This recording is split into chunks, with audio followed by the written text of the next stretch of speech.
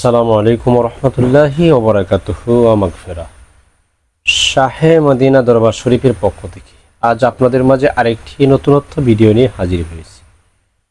সে বিষয়টি হলো, আমরা যখন খাবার খাই, খাবার খাওয়ার সময় বাতের মধ্যে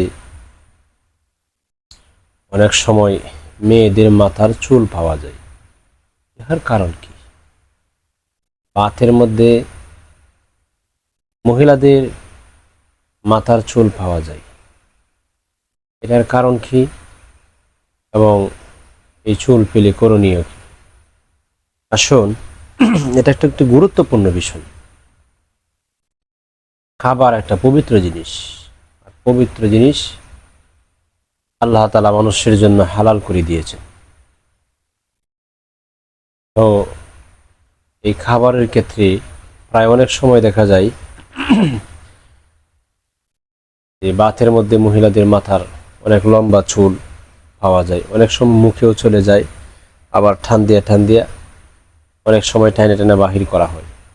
আবার অনেক সময় খাবারের প্লেটের মধ্যে অথবা আলাদা কোনো বলের মধ্যে যখন ভাত আলাদা রাখা হয়, ওই জায়গার মধ্যেও চুল দেখা যায়। তখন এই চুলগুলো দেখলে অনেকের মেজাজ নষ্ট হয়ে যায়, মেজাজ খারাপ হয়ে যায়। বাতের মধ্যে চুল, অনেকে স্ত্রীর সাথে খারাপ ব্যবহার করে, মারধর করে, তুচ্ছ-তাচ্ছিল্য করে, মহিলাদেরকে অনেক সময় কটাক্ষ করা হয়, অনেক নির্যাতনা করা হয়। আজ সে বিষয়ে কিছু কথা বলছি। যারা পুরুষ আছেন, বিশেষ করে তরিকতের মানুষ যারা আছেন, আর তরিকতের মানুষ আদবওয়ালা মানুষ, আদবে আউলিয়া হয়। এই বাতের মধ্যে যখন একটা চুল পাওয়া যায় খাবারের মধ্যে, তখন এই চুল ফেলে পরে অনেকে রাগান্বিত হয়। এই কাজটা পুরুষের বেলায়, পুরুষদেরকে বলছি, কখনো করবেন না, এটা কখনো করবেন না।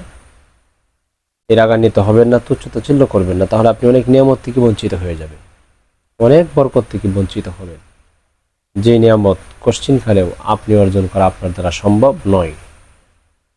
রাসূল করিম সাল্লাল্লাহু আলাইহি সাল্লাম বলেছেন, ভাতের মধ্যে যখন কোনো মহিলাদের মাথার চুল পাওয়া যায়, মনে রাখবেন তখন আপনার ঘরের মধ্যে বরকত আসবে, রুজি রোজগারের মধ্যে আল্লাহ তাআলা বরকত বাড়িয়ে দিবেন। অর্থাৎ যাদের ভাগ্য ভালো, যাদের তাকদির ভালো, তারাই খাবারের মধ্যে বাতের মধ্যে চুল পায়। মহিলাদের মাথার চুল পাই, সবার ভাগ্য হয় না, সবাই পায় না। এজন্য মেজাজ ঠান্ডা রাখবেন, আলহামদুলিল্লাহ বলবেন। তখন বলবেন যে আলহামদুলিল্লাহ, এটা গোপন একটা বিষয়, এটা বলে দিলাম খুব। কারণ আর তরিকতের রাস্তায় যেহেতু কথা বলি, তরিকতের মধ্যে যেহেতু নিয়োজিত আছি, মানুষ কোনটা কোন লাইনে, মানুষ কে কী পথে আছে, সেই পথ থেকে মানুষদেরকে সঠিক পথের সন্ধান দিয়ে, যেহেতু শাহে মদিনা দরবার শরীফের গদ্দিনীশীন হিসেবে বা দায়িত্ব হিসেবে আছি, মানুষদেরকে সঠিক পথে আহ্বান করাই, এটাই আমাদের কাম্য। শাহে মদিনা দরবার শরীফের পক্ষ থেকে এটাই অনুরোধ রইল, যাতে আমরা কেহ তুচ্ছ-তাচ্ছিল্য না করি, রাগ না করি, গুসা না করি। আল্লাহ তাআলা ইহার ওসিলায় বরকত বাড়িয়ে দেওয়ার ইঙ্গিত ঘোষণা করেছেন। ঘরের মধ্যে আল্লাহ তাআলা গায়েবী মদদ দ্বারা ধনভাণ্ডার এবং রুজি রোজগারের মধ্যে খামের জিতে বরকত, অর্থাৎ ঘরের মধ্যে সংসারে সুখ শান্তির নমুনা। যে তুচ্ছ-তাচ্ছিল্য করবেন না, না বোঝার কারণে অনেক সময় মানুষ এটা হাকিকত জানে না। এই জন্য হাকিকত না জানার কারণে অনেক সময় মেয়েদের সাথে, মহিলাদের সাথে, স্ত্রীদের সাথে দুর্ব্যবহার করে থাকেন। আশা করি বুঝতে পারছেন অল্প সময়ের মধ্যে। আর যদি কারো কোনো জানার ইচ্ছা থেকে স্ক্রিনে দেওয়া নাম্বারে যোগাযোগ করতে পারেন। আরও যাদের কোনো ইচ্ছা থাকে কোনো কিছু জানার জন্য, কমেন্টের মাধ্যমে আপনাদের মতামত পেশ করতে পারেন। তো ভিডিওটি সম্পূর্ণরূপে দেখার জন্য আহ্বান রইল, অনুরোধ রইল।